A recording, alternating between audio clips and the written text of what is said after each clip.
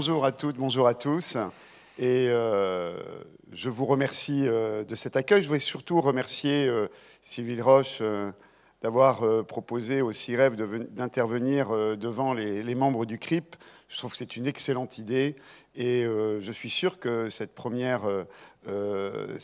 présentation que je vais faire aujourd'hui sera suivie avec d'autres membres du CIREF, de nombreuses autres collaborations.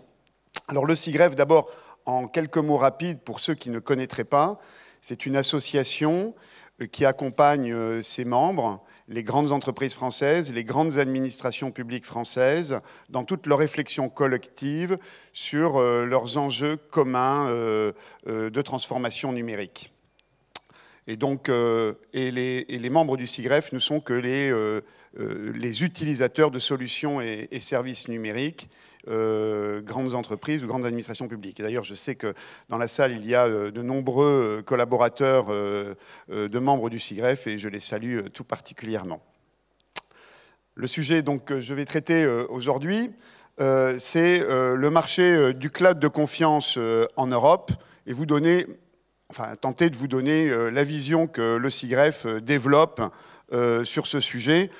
C'est une vision à date, bien entendu, qui sera appelée à évoluer. Parce que, en matière de cloud, nous n'en sommes probablement qu'au début de l'histoire. Au cours de la décennie qui vient, le marché du cloud va connaître en Europe une croissance exponentielle, et j'y reviendrai avec quelques chiffres. L'adoption du cloud dans les entreprises et les administrations publiques, alors qu'elle est naissante et qu'elle est aujourd'hui un peu freinée, nécessite le développement de cadres de confiance qui soient accompagnés par le régulateur, tant à l'échelle nationale qu'européenne. Alors Gaia-X, et j'y reviendrai, est aujourd'hui la principale démarche européenne pour développer ce cadre de confiance et maîtriser la dépendance des utilisateurs vis-à-vis de leurs fournisseurs de solutions et services cloud. Il est donc nécessaire, pour comprendre ce qui est en train de se passer, d'avoir quelques éléments de contexte généraux à l'esprit. Alors, je vais vous en développer quelques-uns. Bien entendu, ça n'a pas une vocation à être exhaustif, mais enfin, c'est quelques éléments de contexte sur lesquels nous avons été amenés à travailler avec les membres du CIREF. D'abord, le cloud aujourd'hui n'est plus un simple sous-domaine du secteur numérique parmi d'autres. Il est désormais celui qui va commander tous les autres. Et les données étant désormais au cœur de la transformation numérique, le cloud est à présent le socle incontournable des systèmes d'information et des systèmes numériques des entreprises et des administrations publiques. Par ailleurs, la plupart des éditeurs de logiciels, et notamment les principaux d'entre eux, sont engagés dans une stratégie de migration de leurs solutions vers le cloud au cours des 10 prochaines années. Je vous avais proposé quelques chiffres, je ne vais pas vous en donner beaucoup, mais celui-ci est intéressant. C'est une récente étude de KPMG qui a été publiée, je crois, il y a 3-4 semaines. Donc, selon cette étude, le marché du cloud en Europe devrait passer de quelques 50 milliards d'euros en 2020 à plus de 550 milliards d'euros à l'horizon 2030, et donc connaître une croissance d'environ 25% par an. C'est une croissance exponentielle qu'il est très compliqué d'appréhender et qui a des effets extrêmement massifs sur l'ensemble de la transformation numérique de l'industrie et des services. Et d'ailleurs, quasiment tous les champs de l'innovation aujourd'hui, les champs de la transformation numérique, que ce soit l'intelligence artificielle, l'Internet des objets, la 5G et bientôt la 6G, le edge computing, l'industrie 4.0 et même l'informatique quantique, pour ne citer que ces quelques exemples, vont se développer désormais dans les environnements et avec les outils qui sont mis à disposition par le cloud. Par ailleurs, nous pensons que la libre circulation des biens et des personnes et des avec la libre circulation des biens, la libre circulation des personnes, des capitaux en Europe, la libre circulation des données sera l'un des facteurs principaux, l'un des facteurs fondamentaux de la croissance en Europe, de notre continent, pour les prochaines décennies.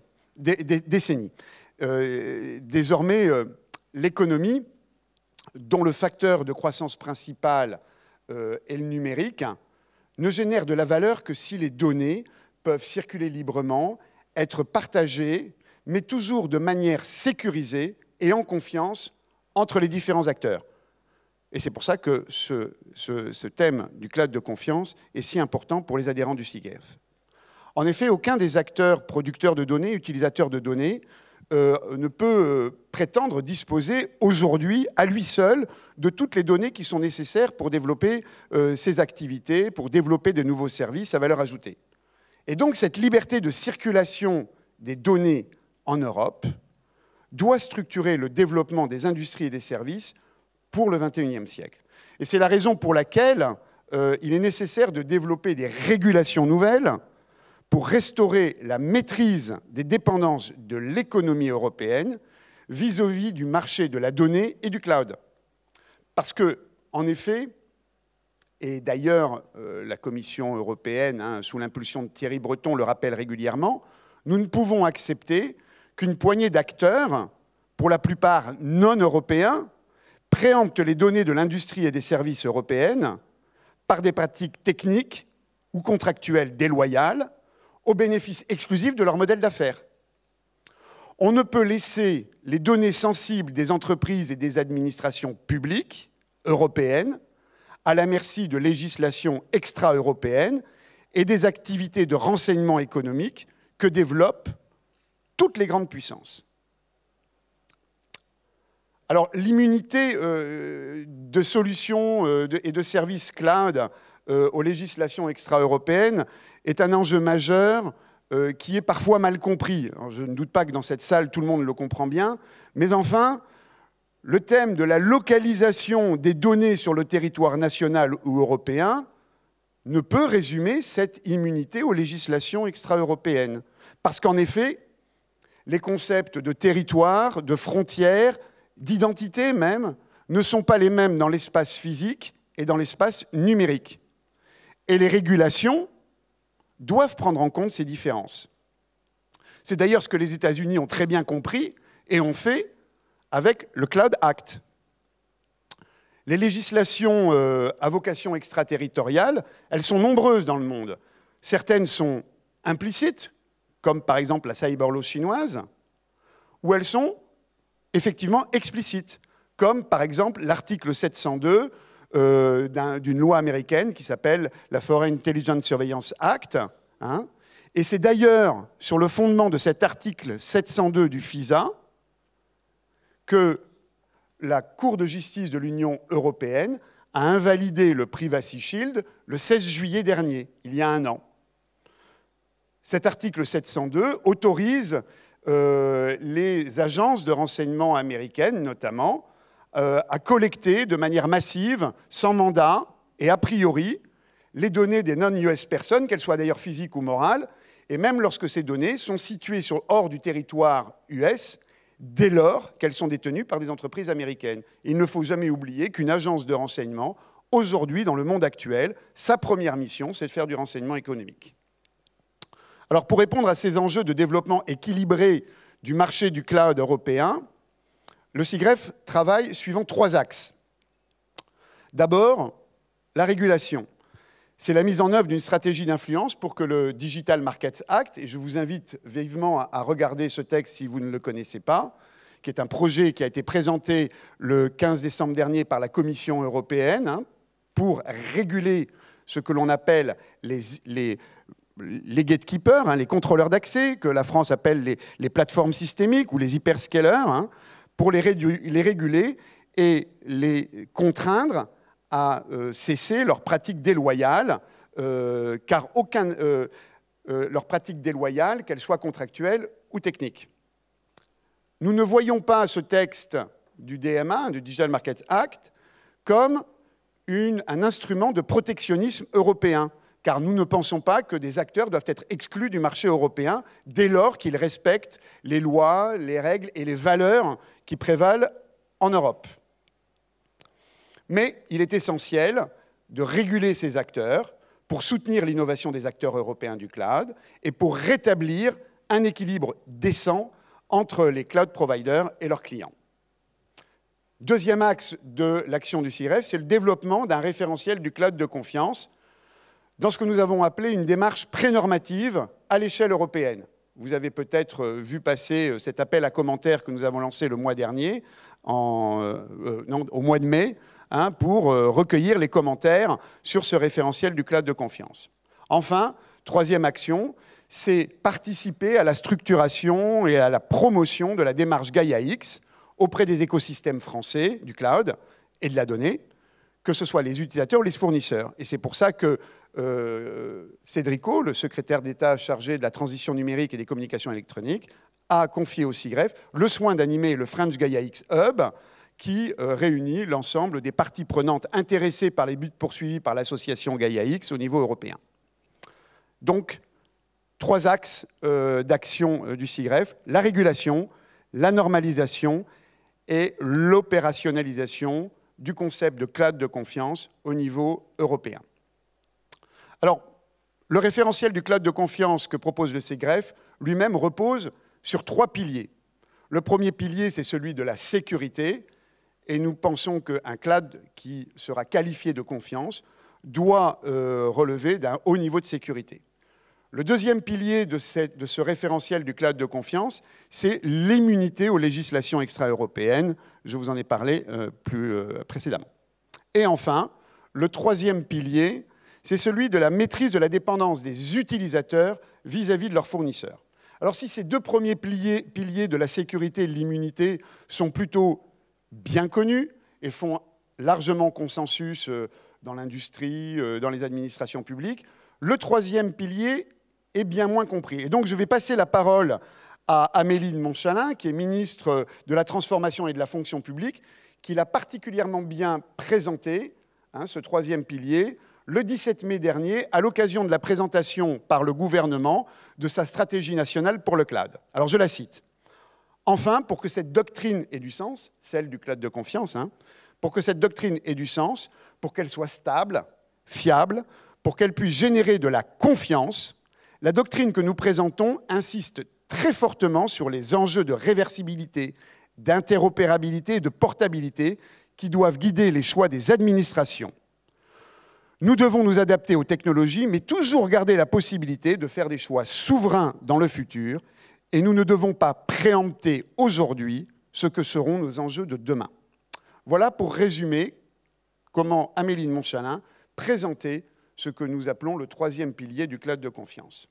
Alors ce référentiel du cloud de confiance, nous l'avons élaboré pour poursuivre au moins 3 objectifs. Tout d'abord, il nous permet d'exprimer le besoin des grandes entreprises et des grandes administrations publiques en matière d'offres de cloud de confiance.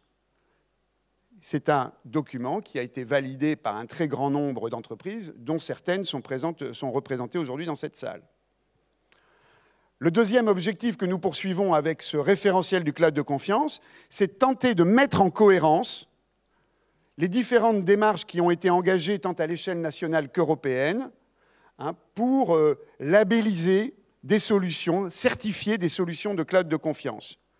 Et je pense notamment au label national qui est développé aujourd'hui, qui va être porté probablement par l'ANSSI, et aux labels qui sont développés dans le cadre de l'association Gaia-X pour labelliser les services de cloud qui seront inscrits au catalogue des services Gaia-X. Enfin, troisième objectif que nous poursuivons, c'est d'engager une démarche de normalisation du cloud de confiance avec les principaux organismes de normalisation européens, à commencer par l'AFNOR, bien sûr, qui est tout à fait favorable à nous accompagner dans cette démarche, mais également au niveau du CEN-CENELEC, les organismes de certification européens.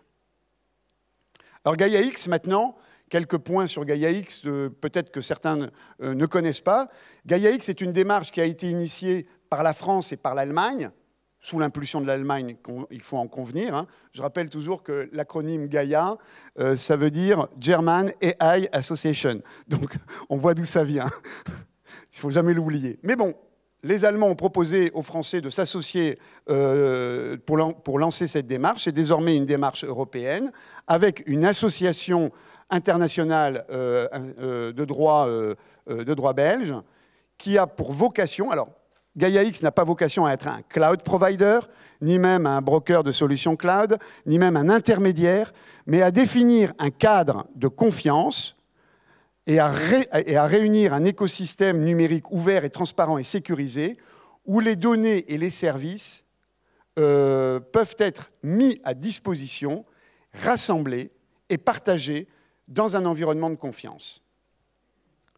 Gaia-X propose donc un système en réseau qui relie entre eux les fournisseurs de services cloud qui souhaitent s'inscrire dans cette démarche, qu'ils soient d'ailleurs européens et non européens. À cet égard, beaucoup de monde s'est ému, dans le petit milieu d'ailleurs, quand je dis beaucoup de monde, enfin, beaucoup de monde s'est ému lorsque des sociétés comme Microsoft, Google, Palantir, Huawei ont adhéré à l'association Gaia-X, à l'ISBL Gaia-X. Alors, je n'ai pas la charge de défendre, je ne suis pas le porte-parole de l'association Gaia-X. D'ailleurs, le CIGREF a fait le choix de ne pas en être membre pour conserver sa liberté de parole vis-à-vis de Gaia-X. Néanmoins, il faut rappeler que l'adhésion à Gaia-X, à l'association Gaia-X d'acteurs non européens, a plusieurs effets sur eux. D'abord, un acteur non européen dont le siège mondial n'est pas situé en Europe ne peut pas participer à la gouvernance de Gaia-X. Il faut toujours avoir ça présent à l'esprit. Ils ne peuvent pas être au board. Et donc, dans le board de Gaia-X, qui décide, qui gouverne cette association, il n'y a pas d'acteurs non européens.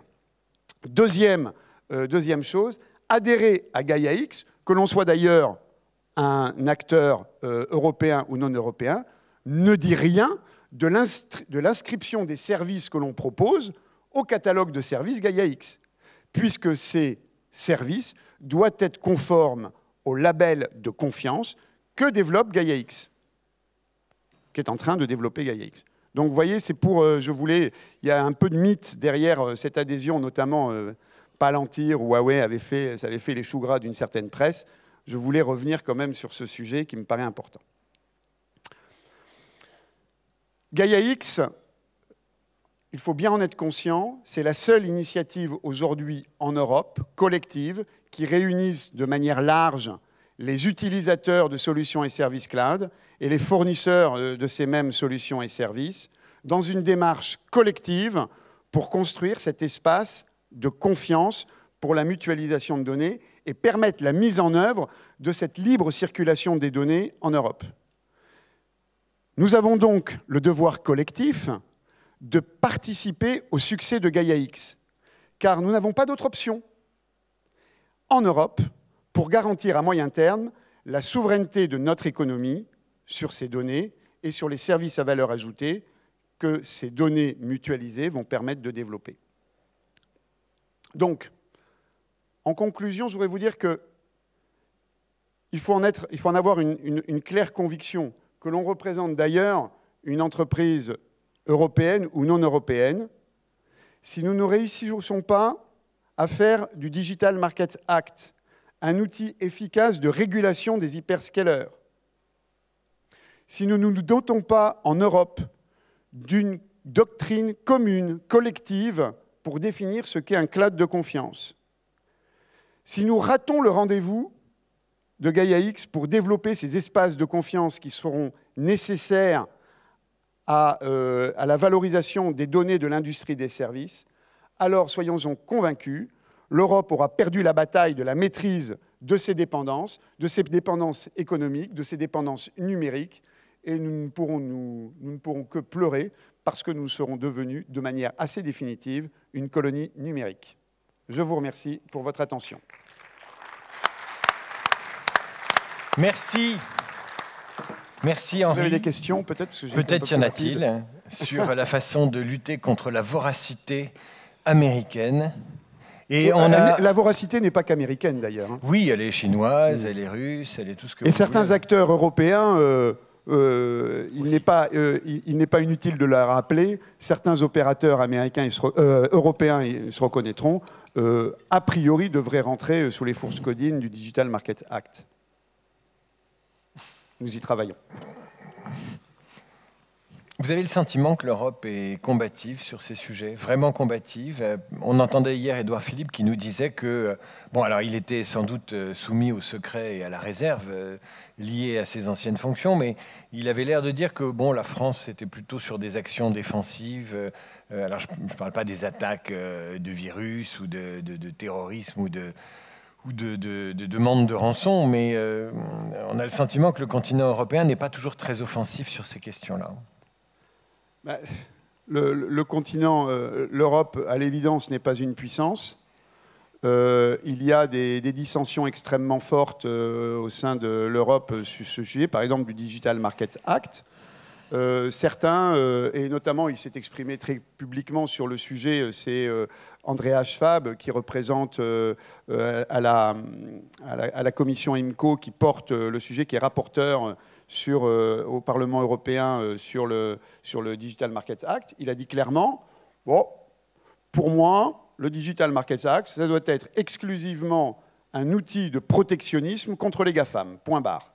Et donc, on va faire en sorte de designer ce règlement pour n'attraper que les GAFAM, et encore sur leurs activités B2C, pas B2B. Donc oui, c'est extrêmement limité. Et donc, ça n'a pas de conséquences sur la maîtrise des dépendances de l'économie vis-à-vis de ces hyperscalers. Donc aujourd'hui, il y a des dissensions. Personne n'est à peu près d'accord sur ce que doit faire l'Europe dans ce domaine-là. À 27, c'est très compliqué. Et donc, je ne suis pas forcément optimiste sur la capacité que nous avons dans les 10 ans qui viennent à développer ce beau programme que je vous ai développé, que je vous ai présenté. Voilà. Au cœur, Henri, ne baissez pas les bras. Non, je ne baisse pas les bras, mais voilà, il faut être pragmatique et connaître, bien sûr, ses forces, mais aussi ses faiblesses. Merci à vous. Merci Henri. Merci. Henri Dagrin, du SIGREF.